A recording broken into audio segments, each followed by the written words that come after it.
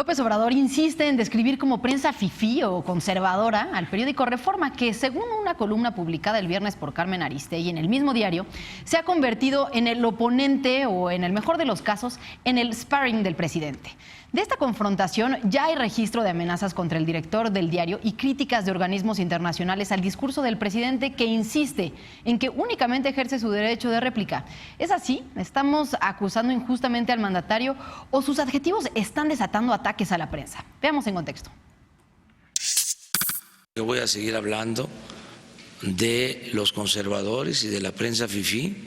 Aunque el presidente dice que hablará con responsabilidad y garantizará el derecho a la crítica, organizaciones especializadas han señalado que su discurso tiene un impacto directo en la protección o riesgo de la prensa. En lo que va de 2019, hashtags como prensa fifí o chayoteros se han convertido varias veces en tendencia, construyendo una narrativa de la prensa como enemiga y que ataca injustamente al presidente. No es la intención perseguir a nadie. El relator especial para la libertad de expresión de la Comisión Interamericana de Derechos Humanos, Edison Lanza, dijo que los términos utilizados para desprestigiar y desacreditar a la prensa incrementan la vulnerabilidad de los periodistas. El presidente pidió a los medios dejar la simulación y no aparentar que son independientes, acusando al periódico Reforma de representar al movimiento conservador. El 23 de abril, López Obrador volvió a criticar al diario. Según lo documentado por Reforma, fue la 13ª vez que lo hizo desde que inició su mandato. No va a ser Reforma quien me dicte la agenda, quien me ponga la agenda. Tras la conferencia se posicionó como trending topic el hashtag narcoreforma, con el que se pedía difundir la dirección familiar del director editorial general del periódico, Juan Pardinas, e incluso se incitaba a incendiar las instalaciones del periódico con Pardinas dentro. Artículo 19 exigió al presidente abstenerse de generar cualquier acto que inhiba el ejercicio de la libertad de expresión, incluidos los discursos estigmatizantes, punto y contrapunto. Y bueno, pues este tema en realidad no es novedad, porque se ha venido repitiendo esta conducta desde el inicio del sexenio, incluso antes de que iniciara el sexenio. ¿Hasta qué punto es responsable López Obrador de las consecuencias, por ejemplo, en redes sociales, de lo que él dice o de lo que pudiera suceder ya fuera de las redes sociales, en las calles? A ver, Eder, ¿cómo lo ves? Desde el proceso 2005...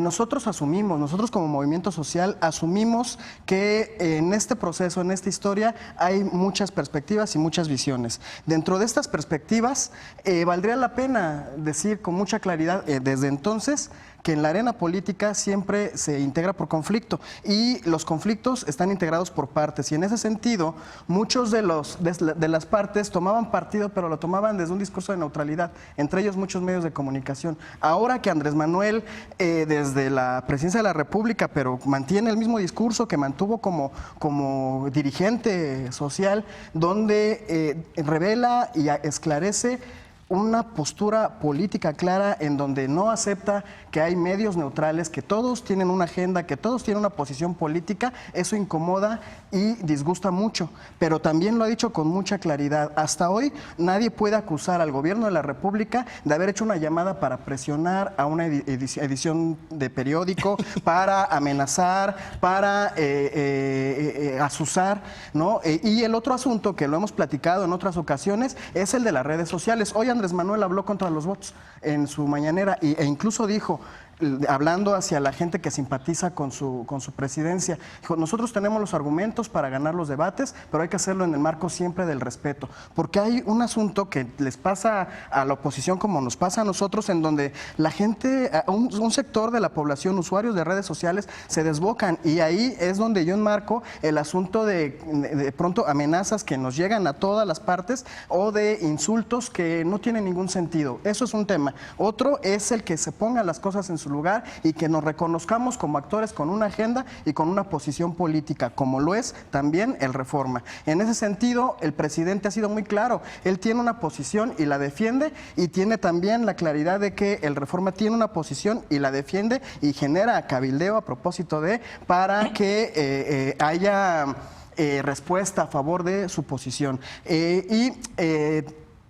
podemos hablar mucho sobre el tema de la ética. ¿Hasta dónde es válido ejercer el derecho de réplica? Es un debate pendiente. Y el otro, ¿qué pasa también con los medios de comunicación? ¿Qué tan ético fue que el Reforma publicara la dirección del presidente de la República? Esa parte es, público, ¿no? También cuestionable y eso la oposición no lo está diciendo, no lo están viendo, incluso se burlan. ¿No? Es una cuestión que tenemos que poner. Los excesos de uno y de otro lado están ahí y son parte de un proceso de conflicto y de un proceso donde se está debatiendo abiertamente, pero insisto, en este gobierno no se está persiguiendo a ningún periodista, no de manera oficiosa desde Presidencia de la República. Ni protegiendo. A ver, Alfredo. A ver, bueno, primero que nada, solidaridad, creo que con Juan Pardinas, con el director de Reforma, podemos hablar mucho del tema, pero creo que no solo todos con él, estaríamos con de otros acuerdo. periodistas. Y con todos los periodistas. Hablo No en ese caso cabida. específicamente porque no debe de haber Las cosa tal, amenazas no y creo tienen que nadie cabida. aplaude aquí el hecho de que un grupo de personas diga que hay que incendiar el periódico con Juan adentro, ¿no? No. O sea, de entrada eso es condenable, es reprobable. Un saludo, un abrazo a Juan, es absurdo. Y este es como que la parte más cruel de la historia de esta narrativa que ha construido Andrés Manuel, de si se pasan, ya saben lo que les sucede. Y no soy yo, es la gente. O sea, hoy bajo el tono, ciertamente está bien. Hoy habló más de la existencia de bots y de cómo se contamina el debate público. Pero el presidente de la República tiene ya que quedarle muy claro que no es un ciudadano de a pie. Claro. Lo que él diga tiene un peso político y un peso público y un peso social muy importante. O sea, no puede. Es el comandante de las Fuerzas Armadas, claro. Nadie mejor que Andrés Manuel, después de 12 años de un proceso de resistencia, sabe el peso de las palabras. Por eso, pero precisamente porque Andrés Manuel lo sabe, estoy de acuerdo con es impensable que se excuse como algo que él no está haciendo con pleno conocimiento de causa sobre cuáles son los efectos en el imaginario público y en el comportamiento del diario A, B o C cuando él hace esos señalamientos. Porque lo que decía Aristegui en su gran artículo, que además está mal acordar con Aristegui, ¿ves? Porque cuando uno está de acuerdo con Aristegui porque defiende a Andrés Manuel está muy bien, pero cuando uno está de acuerdo con Aristegui porque critica a Andrés Manuel... No, bueno, a Carmen el jueves la tundieron promoviendo el bloqueo de su cuenta. Sí, pero es que es de nuevo los excesos de los usuarios de redes sociales. Pero podemos ver... No, el presidente sabe que se prende el bosque con sus palabras. Pero también con la los gente excesos de está comunicación. por favor. Concéntrate en un argumento y es, yo no estoy hablando de las redes sociales, yo estoy hablando realmente de la ciudadanía que todos los días consume las mañaneras de Andrés Manuel. Sí hay un efecto de animadversión social contra el emisor, contra ese objetivo en particular, que es además emisor de información. Por lo tanto, su información se desacredita ante el ojo público de manera inmediata, porque el proceso inicial de desacreditación lo inicia el presidente de la República, nada más y nada menos. Por eso Aristegui le dice, le tiene que quedar claro dos cosas. Uno, que sí es consciente que usted está volviendo el flanco de las críticas y, por lo tanto, dándole el carácter de oposición a un medio de comunicación, cuando tiene olvidados al resto de los partidos políticos, porque sí están chiquitos, pero ojo, todavía existen, y el debate público se tiene que dar en la arena de identificar quién sí es la verdadera oposición y no hacer una oposición ficticia que distrae de los debates que sí tendríamos que estar dando. Y segundo, es un hombre de Estado. No se puede prestar, justo como hacen sus mañaneras, a los pleitos de verdulero, a saber si es uno o el... No, sí, Eder, perdóname, pero sí es un hombre de Estado y él no puede estar en los dimes y diretes todos los días con un medio de comunicación como si realmente el país tuviera tiempo de estar perdiendo y reducido lo que diga en un estas medio de cosas. comunicación. A ver, y con tantos adversarios que podría agarrar legítimamente, con tanta impunidad que se heredó del sexenio pasado, de los sexenios pasados, y elige un medio de comunicación para que todos defendió y los encubrió días. a esos adversarios. ¿Qué cubrió? A ver, Reforma, y es muy bueno ver los videos, las respuestas que ha dado Reforma, porque de cada dicho que ha acusado el presidente de Reforma, de que a los Salinas, de que cómplices del fraude, prueban las portadas de primera plana, como auténticamente... Bueno, yo me acuerdo cuando el 2006, que yo estoy también convencido que hubo un fraude en el 2006, y estuve en la calle, y estuve con Andrés Manuel en el 2006, mi fuente de información era Reforma. Y ves los columnistas que tiene Reforma, y y cómo ha manejado su línea. Creo que A ver, justamente... pero, digamos, antes de continuar con este debate en específico, yo he escuchado también muchas críticas del otro lado diciendo, a ver, sí tenemos a un presidente que se para todas las mañanas desde el púlpito a descalificar, pero pues antes teníamos también a un gobierno que daba muchísimo dinero, que por debajo del agua movía por debajo para favorecer unos medios sobre otros. Eso también era un perjuicio a la libertad de expresión, ¿no? ¿Por qué no nos escandalizaba como nos está escandalizando? Yo creo que a mí me parece... ¿Qué es lo que A mí lo que me parece importante es el cambio. A mí me gusta mucho la idea de un cambio en las reglas de juego, en la manera en que los medios de comunicación se relacionaban con el poder. Y el hecho de que hoy tengamos medios de comunicación haciendo un periodismo muy interesante que nos presentan como lo que hemos discutido, o sea, Reforma que está presentando casos que nos indignan como ciudad, como país, pero no solamente Reforma la que está haciendo eso, y sin duda es la que lleva una mayor ventaja en comparación a otros. Es algo que a mí me gustaría ver de la oposición incluso también. Pero las palabras tienen peso, ¿no? La manera en que el presidente la está haciendo es en la manera en la que no coincido. Es el comandante supremo de las Fuerzas Armadas, tiene a la Guardia Nacional, es jefe de gobierno y es jefe de Estado. Y se pone a discutir con un medio de comunicación. México es mucho más grande que un medio de comunicación. Ya quisieran muchos mexicanos que tienen una situación de violencia, que por ejemplo es el caso de una periodista en lo local, en Veracruz, que fue y le dijo, presidente, a nivel local, y el presidente le dijo, no es cierto, no es mentira, y no le recibió el documento. Porque ella no tiene esa misma interacción con el presidente de la República, uno. Y segundo, si está tan preocupado con el tema o sea, si es un tema prioritario, el tema de agenda de medios, es el mecanismo de protección a periodistas, se le redujo el presupuesto también. Y entonces, ¿dónde deja descobijado a este grupo de personas que se están utilizando la labor periodística para darle seguimiento a los temas del presidente? Y tercero, que es, el tema es, sí, el presidente podría decir, pues yo no fui, fue la gente. Digamos, una persona puede sentirse autorizada por su liderazgo, por su líder, lo hemos visto en muchos a lo largo de la historia, para hacer alguna situación. Y ya lo vimos con él, con una de sus declaraciones, no sé si recuerdan el caso de los jueces, que no eran jueces, que iban saliendo y que una turba empezó a mover el coche y ni siquiera eran jueces, pero creyeron que eran... Bueno, aunque lo hubieran sido, ¿no? Y aunque lo hubieran sido, es esa parte de, pues yo no me hago responsable, es que al final de cuentas es el líder de un país. Sus palabras tienen peso y no me parece inocente y me parece muy grave la ligereza de la manera en que están manejando ese cambio.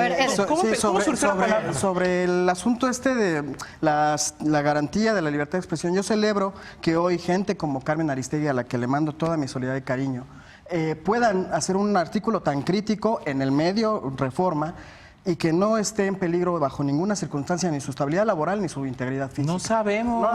No sabemos. No, al menos no de forma institucional. Bueno, el gobierno no la va a perseguir. Y si ella se siente hay que ojo con lo que dice el artículo 19. Haga una denuncia. La estigmatización puede generar conductas que no porque el presidente vaya a levantar el teléfono y a decir lo que hacían muchos otros presidentes, a censurar lo que le pasó a Carmen Aristegui o a inclusive inferir violencia. Pero lo que está generando, esa es la parte de responsabilidad por la que Andrés Manuel debe de dejar de estigmatizar, de usar esos calificativos. Todos debemos La ser palabra voces. fifí surgió precisamente, o sea, en este contexto de la Cuarta Transformación, el 29 de agosto de 2017, estoy casi seguro, lo he rastreado y no encuentro un registro anterior. Es justo hacia Reforma, justo hacia la primera vez que dice prensa fifí, y de ahí hemos visto todos los episodios que se han con todo el antecedente desencadenado. histórico de la prensa fifí. Lo que pasa es que el problema de histórico, tú estás revisando, checa las discusiones con Madero. Checa la prensa fifí de Madero. Te voy a mandar.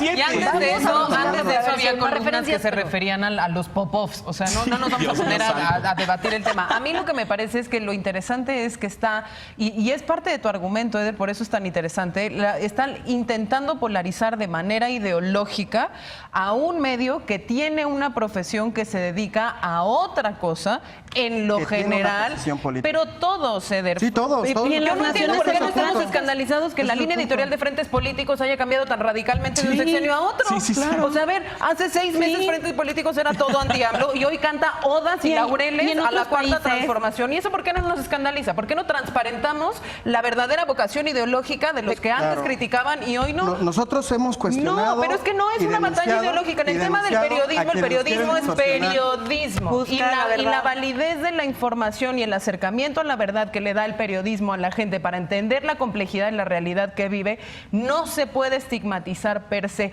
Y no se debe, mucho menos, estigmatizar desde el púlpito presidencial. Sí, pero el periodismo no es neutral y ese es el punto que... Pues sí, por eso. Qué bueno. Qué bueno. Es momento de hacer una pausa. Lamento mucho decir que en otros países los periódicos salen y una pausa, pero regresamos. El periodismo sí es neutral, la opinión no. Vamos a regresar con la paparrucha del día. Hay otros países, o sea, por ejemplo,